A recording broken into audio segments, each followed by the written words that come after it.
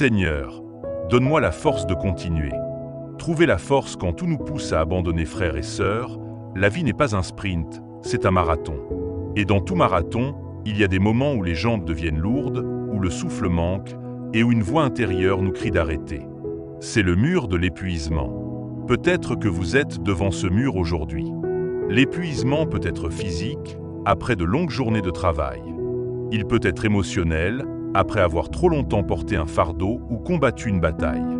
Il peut être spirituel, quand on a l'impression que nos prières heurtent un plafond de cuivre. Le désir d'abandonner n'est pas un signe de faiblesse spirituelle. C'est un signe que nous sommes humains. Regardez les géants de la foi dans la Bible. Le prophète Élie, juste après sa plus grande victoire sur le mont Carmel, s'est effondré sous un genêt et a demandé la mort. Moïse, épuisé par les plaintes du peuple, a dit à Dieu : « Je ne puis pas, à moi seul, porter tout ce peuple, car il est trop pesant pour moi. » Dans Nombre 11, verset 14. Qu'est-ce que Dieu a fait? Les a-t-il réprimandés pour leur faiblesse? Non. Il a nourri Élie et l'a laissé se reposer. Il a donné à Moïse 70 anciens pour partager son fardeau. Dieu ne nous méprise pas quand nous sommes à bout de force. C'est souvent dans ces moments-là qu'il peut le mieux nous révéler sa propre force. L'apôtre Paul a découvert ce secret divin. Il a supplié Dieu de lui enlever une écharde dans la chair, une source de grande souffrance. La réponse de Dieu n'a pas été de retirer le problème, mais de lui dire « Ma grâce te suffit, car ma puissance s'accomplit dans la faiblesse. » Ça se trouve 2 Corinthiens 12 versets. C'est la clé. Notre faiblesse n'est pas un obstacle à la puissance de Dieu. Elle en est la condition. C'est lorsque nous arrêtons de nous appuyer sur nos propres réserves épuisées et que nous nous effondrons entre ses bras que sa force commence à couler en nous. Votre sentiment d'épuisement n'est pas la fin de l'histoire. C'est une invitation à expérimenter une nouvelle dimension de la grâce de Dieu. C'est le moment de cesser de dire « je ne peux plus » et de commencer à déclarer « lui, en moi, peut tout ». C'est avec cette assurance que nous nous approchons de Dieu. Non pas en prétendant être forts, mais en confessant honnêtement notre besoin de lui, le Dieu qui ne se fatigue ni ne se lasse jamais. Il y a quelques versets qui nous permettent de fortifier notre foi, comme Ésaïe 40, versets 29 à 31. Il donne de la force à celui qui est fatigué, et il augmente la vigueur de celui qui tombe en défaillance. Les adolescents se fatiguent et se lassent, et les jeunes hommes chancellent.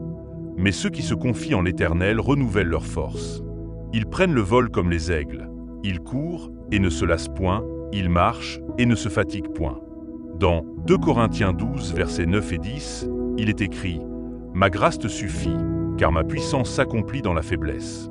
Car, quand je suis faible, c'est alors que je suis fort. » Et aussi dans Philippiens 4, verset 13, c'est écrit « Je puis tout par celui qui me fortifie. » Matthieu 11, verset 28. « Venez à moi, vous tous qui êtes fatigués et chargés, et je vous donnerai du repos. » Maintenant, je vous invite à laisser tomber les masques.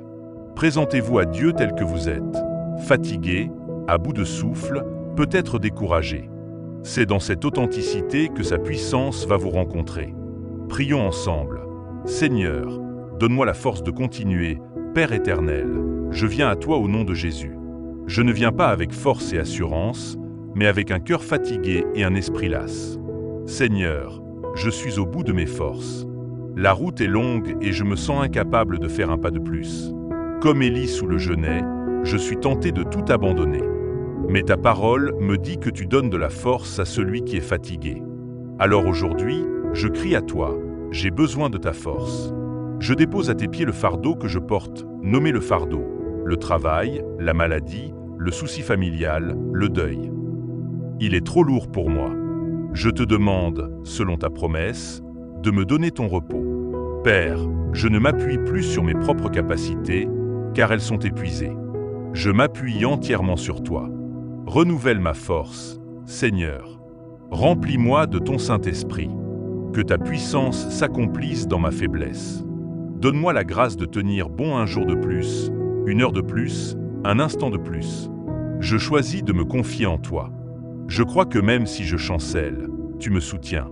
Aide-moi à prendre mon envol comme l'aigle, à courir sans me lasser, à marcher sans me fatiguer, non par ma force, mais par la tienne. Merci, Père, car tu entends le cri de mon cœur. Je reçois maintenant ta force divine. Au nom de Jésus, je prie. Amen. Recevez cette parole de foi. La force de Dieu est en train de vous être communiquée. Vous n'êtes pas seul. Le Dieu qui a relevé Élie et fortifié Paul est le même qui vous relève aujourd'hui. Levez-vous et continuez à marcher, non pas avec votre force, mais avec la sienne.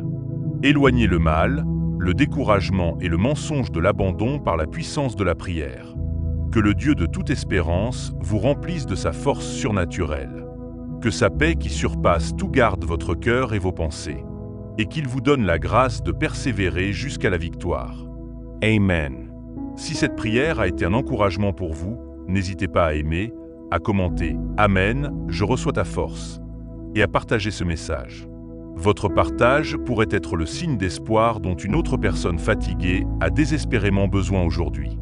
Que Dieu vous bénisse.